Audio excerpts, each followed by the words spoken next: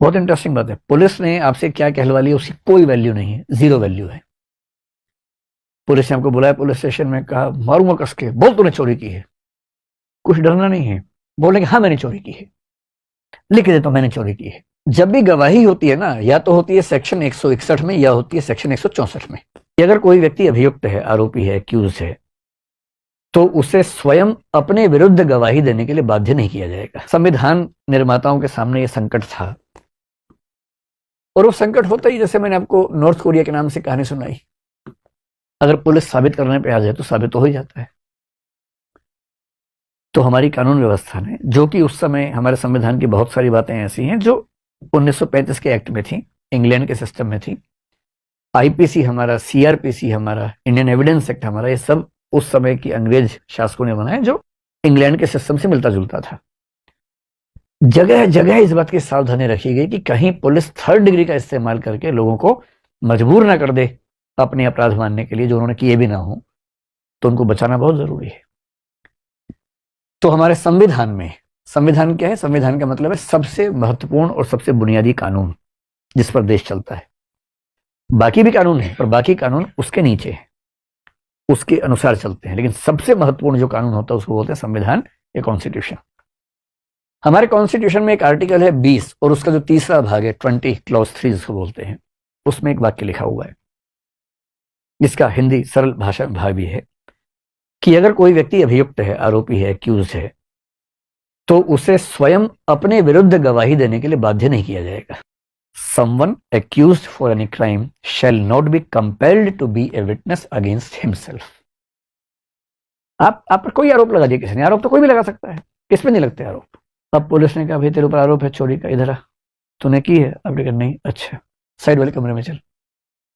और वहां लाठी भाला तोप लेके आ रहे, मार मार के अंत में आदमी को लगता है यार चोरी मान लेता हूँ, ठीक है, ये तो जान से मार देगा।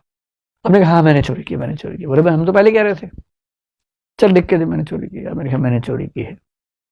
अदालत में लिखा है हाँ जी इसने चोरी की है, वो लिख के दे रहा, बोल भी रहा है, रिकॉर्डिंग में है इसकी। पुलिस जज ने कहा अच्छा तुमने चोरी की है? आप कह रहे हाँ जी मैंने चोरी की है, तो जाओ फिर 1 साल के लिए जेल में। हो गया फैसला, केस बंद, पुलिस इफेक्टिव है, जबरदस्त तरीके से काम चल रहा है। पर ऐसी व्यवस्था तो हम में से कोई नहीं चाहता। तो संविधान ने लिख दिया भाई कि अगर कोई व्यक्ति अभियुक्त है तो उसको अपने विरुद्ध गवाही देने के लिए बाध्य नहीं कर सकते।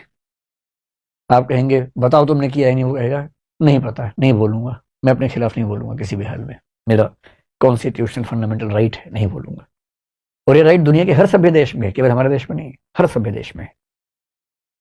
फिर इस बात को और स्पष्ट करने के लिए एक कानून होता है सीआरपीसी, पता नहीं इसका नाम आप जानते हैं, क्रिमिनल प्रोसीजर कोड। एक है IPC, Indian penal code. IPC में लिखा है कौन सा काम अपराध है, कितनी सजा होगी, सब्सटेंटिव लॉ बोलते हैं। सीआरपीसी का मतलब है कि आपराधिक मामलों में अदालत में कार्यवाही कैसे चलेगी, क्रिमिनल प्रोसीजर कोड, प्रोसीजर के बारे में। जब भी गवाही होती है ना, या तो होती है सेक्शन 161 में या होती है सेक्शन 164 में। जब पुलिस गवाही लेती है तो 161 में लेती है, और जज जो गवाही लेता है वो 164 में होता है, जिसको मजिस्ट्रेट बोलते हैं, या एडिशन मजिस्ट्रेट होगा। बहुत इंटरेस्टिंग बात है। पुलिस ने आपसे क्या कहलवा लिया उसकी कोई वैल्यू नहीं है, जीरो वैल्यू है। पुलिस ने आपको बुलाया पुलिस स्टेशन में, कहा मारूंगा कस के, बोल तूने चोरी की है।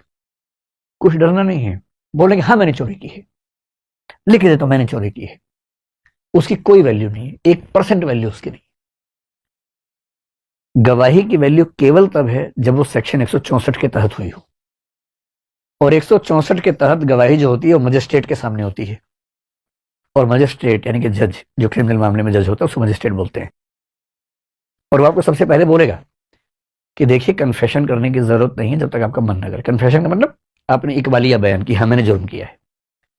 वो साफ साफ बोलेगा कि कानून व्यवस्था के तहत आप कन्फेशन करने के लिए मजबूर नहीं है, ये आपकी चॉइस का मामला है। हाँ मेरे सामने आप कन्फेशन करेंगे तो ये एक सबूत बन जाएगा आपके खिलाफ, आप नहीं करेंगे तो आपकी चॉइस है, हम बाध्य नहीं कर सकते आपको।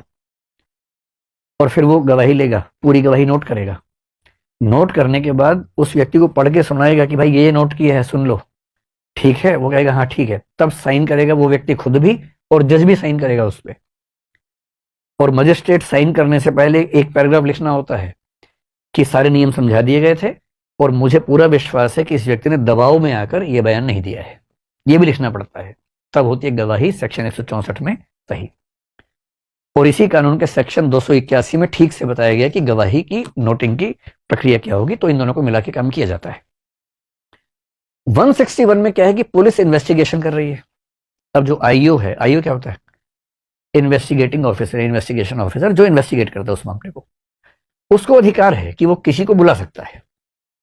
तो 161(1) में कहा गया कि पुलिस का अधिकारी किसी भी ऐसे व्यक्ति को बुला सकता है, उसकी मतलब बातचीत कर सकता है, विटनेस ले सकता है, जो उसके हिसाब से उस केस के बारे में जानकारी रखता है। उसको अधिकार है पुलिस वाले।